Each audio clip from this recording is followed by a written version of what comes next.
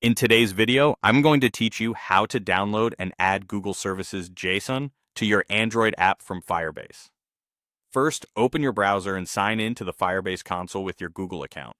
Once you're in, select the project that's associated with your Android app. If you have multiple projects, make sure you pick the one tied to the package you're working with in Android Studio so everything lines up correctly.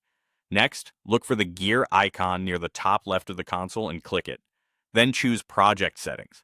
This takes you to the General tab, which is where you'll manage app-specific configuration. On the General tab, scroll to the section labeled Your Apps. You'll see a list of platforms and any apps you've already added to this project. Find your Android app by its package name and select it. The package name should match your app's application. Open your Gradle files. If you haven't added your Android app to the project yet, click the Android icon here, then follow the prompts to register your app. Be careful to enter the exact package name used in your project.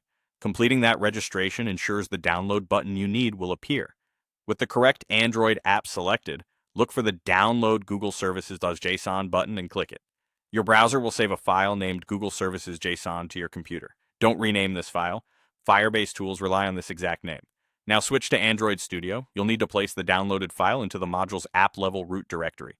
This is usually the app folder inside your project, often shown as project name/app. It should sit directly inside that app folder, not inside src, Java, or any nested directory.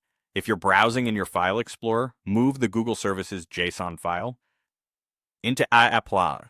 Back in Android Studio, you should see Google Services JSON appear under the app module in the project view. If you already had a file there from another setup, replace it with the new one to keep things consistent with your current Firebase project.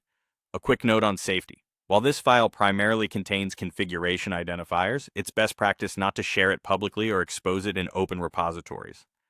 Keep it in your private project and treat it like configuration, not something to copy around casually.